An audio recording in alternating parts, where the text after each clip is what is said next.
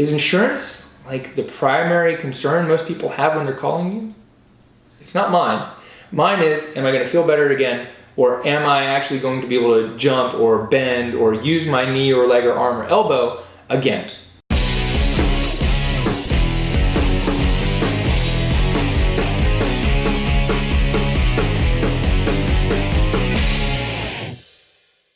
Hey, what's up? This is LeBauer, and if you don't know me, I'm a physical therapist. I own a PT clinic here in Greensboro that's 100% cash-based. For the last 5 years, I've been working with thousands of passionate and driven physical therapists just like you to help them create, grow, and scale their cash-based practice. And today, what we're going to do is help you figure out, should you choose to be a cash-based practice? Should you just be out of network? Or should you just do like what most people are doing and create an insurance-based, traditional in-network physical therapy business? So I want to tell you a little bit about what I'm going to do, or what I do. I'll tell you about the 3 different options, and hopefully by the end of the video, you know exactly what you should be doing with your business. And be sure you subscribe below so you get more videos. So I started my practice back in 2009, right after PT school. So I started my career in 1999 as a massage therapist. I went and I learned some MFR techniques, and I was using that and massage techniques, and next thing I know, people are telling me, Aaron, you're the first person who's ever touched me where I hurt. You're the first person out of dozens that I've been to that actually has helped me with my pain. No one's ever touched me where I hurt. No one, PTs, chiropractors, OTs, injections, medications, surgeries, physicians, etc. They've never touched me where I hurt. And until I saw you, I thought, this is going to be the way it's going to be forever. So after 6 years of that and owning a practice in California, I worked as a mobile therapist. I moved to San Luis Obispo from San Francisco. I moved to North Carolina, opened my business again. Then I went to PT school. I already knew how I wanted to treat patients. But what I wanted to learn was how to give a better diagnosis and prognosis, so I knew exactly what was wrong, so my patients felt more comfortable knowing what was wrong. So I went back to PT school, and on my first clinical rotation, like week number 3, I saw 43 patients one day. I think I was there till 9 o'clock doing paperwork. At the end of the day, I couldn't even remember the patients that I was working on in the beginning and what I did or even who they were. I'm sitting there doing some manual therapy, some MFR, some mobilizations with one patient, looking over my shoulder at another patient trying to direct their exercises and correct their form. Right? You get it? Like, you've been there. It's crazy. So I decided that day that no one was going to pay me to be the physical therapist that I wanted to be. Because I knew I wanted to spend one-on-one time with patients, and I needed at least a half hour, but generally 45 minutes to an hour. So I could listen to them, so I could touch them where they hurt, and so I could do all the things I'd been doing that no one else was doing and that they were dropping the ball on. They weren't addressing the soft tissue, and they weren't addressing the patient's pain or concerns. So my clinical instructor told me no one's going to pay more than their copay for physical therapy. I got out of PT school. I was already charging $85 an hour for massage. I knew that now as Dr. LeBauer, people would pay me $10 more. I'm not saying that that's what you should be charging these days because that's way too low. But at the time, I didn't have a coach telling me, and all my professors told me I was crazy. So I looked into what it would take to be an in-network practice. I've worked as a student in that first rotation. My final clinical rotation was a 6-month rotation. I worked directly with the business owner, basically as a business mentorship in his in-network practice. I saw how that works. And I've helped advise people, thousands of people, on transitioning from in-network to out-of-network, transitioning in-network to cash, creating a cash practice, and even creating an in-network and out-of-network practice. So here's the difference. On one side, you have in-network. In-network practices sign contracts with insurance companies to provide physical therapy at a certain rate. They get patients in, patients pay the copay, the clinic bills the insurance for the work done with the patient. Insurance then decides what are they going to pay back to the insurance company. Boom. Patient pays the insurance company every month, right? The insurance company decides that, how are they going to pay you? It was in-network, traditional. You get contracts, you're a Medicare provider, you're contracted, you find a billing company or you do some in-house billing. And you can make a lot of money and scale really big because there's very low barrier to entry. The only barrier to entry is understanding what is physical therapy and what it's going to do for me. And I tell people all the time, if in-network clinics who are struggling were actually marketing the way that we market our cash-based practice, they'd be crushing it, but they're not. Traditionally, in-network clinics are going to get on insurance panels, so insurance companies send people, they're going to market to physicians, they might do more branded marketing, etc. It's just about volume of patients. They're struggling because a lot of insurance-based practices are relying on the physical therapy treatment sessions to provide the revenue that's generated. One of the smartest things you could do is use that as your lead generator or loss leader, so people come in and they can get into one of your other health and wellness programs. It's the same reason that milk and eggs and bread are always cheapest and they're at the back of the grocery store, because along the way you're going to buy some olive oil, where Harris Teeter gets a huge markup on olive oil. So if you run your in-network clinic like that, you market the way you market, you're going to crush it, you're going to scale. And we just minimize your risk, because if there's an insurance contract that only wants to pay you $32 a visit, and you don't want to put 6 people on a therapist schedule in an hour, then we don't do that. And a lot of times, then you get out of that contract, and as an out-of-network clinic filing on behalf of your patients, you can generate even more money. I mean, it's a pretty good deal. So now we move from in-network to out-of-network. What's the difference between out-of-network and in-network? Out-of-network, you still file a claim for the patients, but you just don't have a signed contract. So the insurance companies are going to maybe ask you to sign a contract patient per patient, or they're going to come at you because it's cheaper for them.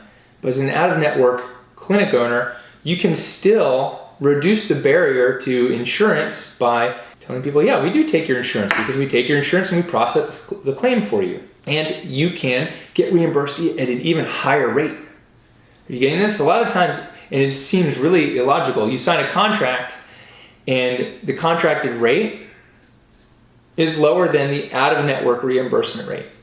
But remember, this is different for different people and all their different insurances. So that's out-of-network. Out-of-network, you can still file on behalf of your patients. So if you're going to move from in-network to out-of-network, let's say if you know your cost to provide a service, and let's say it's $50. And some insurance like Aetna comes along and says, we're only going to pay you $32. Well, you can double the amount of patients you see, or you just drop them. Basically, you're paying me less than it costs me to provide the service. So we're done. And then all of a sudden, maybe they now reimburse you at a higher rate based on the patient's out-of-network benefits. But you can still file on behalf of your patients, which is an easy value proposition. It's a great value add, and you already have the infrastructure. So let's say you're out of network. You can do really well, you can scale really well, and you still take people's insurance. All right. Then on the left would be cash-based physical therapy, or maybe it's for you, it's on the right. Cash-based physical therapy. You can go from here to here pretty easily. I'll tell you about that in a second. But what is this? This is contracting with patients directly, not with the insurance companies, and the patients pay you at the time of service. Out of network, patients should pay you at the time of service, or you should know what they owe you at the time of service, which is absolutely a number you can get, so that they're not left with a bill 6 months later or 3 months later. Maybe they even pay you $150 a visit because you know that's what you need, and later on insurance says, yeah, we'll pay $180 a visit, and then you get that other $30. Great, but at least you've got that $150 a visit, and at the end of the plan of care, the patient's not $1,000 in the hole. Like, why would I ever pay that? I mean, if you've had that experience, comment below and let me. If you've been in network with patients like, I got stuck with this bill, why would I even pay it? I'm going to fight it. With a cash-based practice, we're not billing on behalf of our patients. We're not filing claims on behalf of our patients. We give the patients a super bill, and the super bill has all the information they need to file a claim on their own behalf. Believe it or not, for a patient to file a claim on their own behalf is easier than it is for me to do it on their behalf. However, their perception of the time and effort it takes is much greater. So that's where there's a little bit larger barrier to the marketing and the sales and enrolling people in a plan of care, which is if I can be successful as a cash-based practice and hire multiple therapists or have multiple locations, and the in-network therapist is using those same strategies, they're going to totally crush it. But they're not. They're not looking at it, and a lot of times their problems are different, or they think their problems are different, and they're really not. They're focused on the insurance and collecting the claims And I'm not focused on that. I'm focused on helping people and getting new people to see that we can help them. So as a cash-based practice, we provide a super bill. Patients file a self-claim. Sometimes they get reimbursed. Sometimes they're told we won't pay, which is not true. Insurance will pay only once you get to your out-of-network deductible. For instance, we had a patient recently who had a $2,000 out-of-network deductible. This person spent $2,400 in our practice. They filed a claim expecting to get $400 back. The allowed amount for all 10 of their visits or whatever it was only $423. So he still had $1,500 and change to reach his out-of-network deductible, and then beyond that, they were only going to pay 40%, and he owed 60%. So insurance isn't really straightforward, and they don't want it to be, because their goal is raising their share price. My goal is helping patients and feeding my family. So the easiest way is cash. So how do you go from in-network or out-of-network to cash? Well, if you're already in-network and you've got things set up, you've got your billing set up and everything, my recommendation would be to go out-of-network. Just start dropping the lowest paying contracts, continue to file claims on behalf of your patients, happy. If you just don't want to deal with that at all, or let's say you want to completely downsize and just go to one person, you can drop all that and give a super bill. But once you go to one person, you lose this asset that you've built up that now only relies on you. So my recommendation would be to stay out of network. It's just semantics at that point, but you've already got the system set up. If you're going to start from the ground up, which one would you start with? My recommendation would be start cash, because you can get started right away, and you can then add the systems to bill out of network. But to bill out of network, you don't have to sign any contracts. You just figure out, okay, am I going to use a EMR system and contract with a clearinghouse that's going to take 8% of collected, and I'll file on behalf of my patients. Then all of a sudden you're out of network. It makes it a little easier for them. Lower barrier entry to you, but you can't start charging less. You actually have to charge more because it's going to cost you more to collect. You get it? So what you need to know is how much it costs you to do business, how much you actually want to deal with insurance companies. Do you have support staff to do it for you? Because I don't like doing it myself, and it can be really frustrating. And so which of the three do you want? And there's no problem being a hybrid. You do Medicare and cash, Medicare and out of network, Blue Cross, Medicare and cash, or in network with everyone except two insurances. So in network and cash. Whatever it is, decide how you want to serve patients, how you want to spend your time and focus for yourself and your staff and your business, and then go out and build yourself a business and create your systems and rinse and repeat and go help hundreds of thousands, if not millions of people avoid unnecessary surgery and expensive imaging, so they know they can get PT first. And in order to do that, you have to learn marketing. One thing to never say, never go out and say, we don't take your insurance. Nope, don't take your insurance. Is insurance like the primary concern most people have when they're calling you? It's not mine. Mine is, am I going to feel better again? Or am I actually going to be able to jump or bend or use my knee or leg or arm or elbow again? When is it going to heal? That's my primary concern. Don't make insurance the primary focus of your business, and choose one of the three models that works best for you. So if you want to get more instructional and helpful and hopefully entertaining videos just like this one, hit subscribe below and comment below what kind of business you have, and check the links out because I've got a free book. It's called The Cash PT Blueprint, How I Built and Scaled a Successful Cash-Based Practice when everyone told me it wasn't going to work, it was crazy, it was unethical, and no one's going to pay more than their copay for PT. I want to give you the book for free. All I ask is you pay shipping and handling.